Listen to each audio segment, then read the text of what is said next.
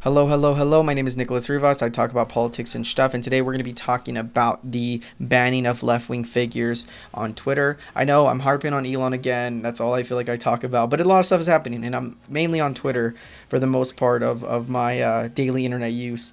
In doing of his absolutist mindset of being a free speech absolutist, Elon has been banning left wing accounts. Now, a lot of people don't know this is occurring because he's been talking about his bringing back of people like Donald Trump and Jordan Peterson and Kathy Griffin. You see, he's bringing back right wing figures and maybe lefties here and there. Like these people like Kathy Griffin, I don't even see as a lefty. I know she's definitely anti Trump, so you would categorize her more left than center, maybe, but I can't see a world where she's a lefty. But he's been reinstating people, and many don't know that there's been a big ban. There's been a ban on people who were doing the parody accounts, and to me, that's not absolute. That's not a free speech absolutist. Elon Musk really said to the world, "I'm an absolutist. I do not believe that we should be banning people." Yet he was running into what I think many people were calling that Twitter isn't this social justice warrior platform. There's a great tweet by Sean, a great YouTuber and a great Twitter personnel. He basically came out and said, look, Twitter wasn't run by lefty social justice warriors. They're a business. And in this business, they were just catering to whoever was giving them money. If it was left-wing people, then so be it. But if it was right-wing people, so be it. I don't see that they were like, let's just lean on the lefties more, because we saw people getting banned like Chapo Trap House, who are a left-wing Twitter group. But then we also saw Trump get banned, of course, after the January 6th riots. So it wasn't as black and white as I think many, like Elon, who probably is in a bubble, assumed. Elon probably thought that some of his jokes and some of his posts, maybe more right-leaning, was getting banned, when many of the left were also getting banned. But again, this wasn't a we're reaching to destroy the right-wing people or the left-wing people. I think Twitter was just a business that wanted to just do business stuff. So when he took over, we started to see an influx of people realizing that he doesn't know what he's doing. I think with Elon, it's easy to... I'm laughing because it's funny. Like, the guy is not that smart, we're seeing. It's coming out that he's like, oh shit, maybe this is a business. Maybe I should really treat this like a business. So he's following the same paths that Twitter was doing, which is fine. I don't necessarily agree with it, but he is going to placate to the advertisers. Why not? It's a business. So when he's bringing back people, he's definitely going to have his biases showing, but he's really going to reinstate people that are just safe to him, like the Jordan Petersons of the world and Kanye's, even though they might be the most shocking. I think what we're going to see is him ban more left figures. And I see that now with a big thread of people who are being banned recently, like Cyanide and Happiness is who caught my attention.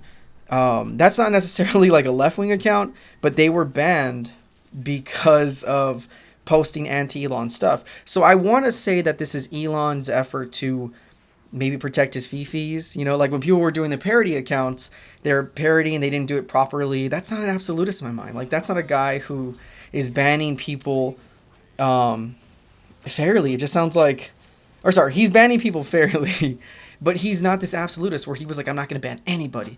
Nobody's getting banned. Like, dog, you just showed your cards. Like, you are banning people, which is fine, but you're not this absolutist.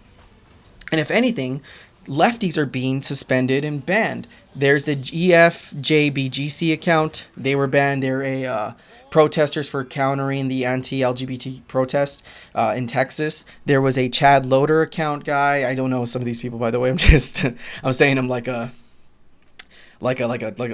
character in a video game, the Chad Loader. But Chad Loader was a Twitter personnel who was anti-fascist. He was an activist. He really came up in the wave of fighting far-right accounts, and he was destroyed by Elon in the reinstatement of all these accounts met with him being banned. So let's go to the next one.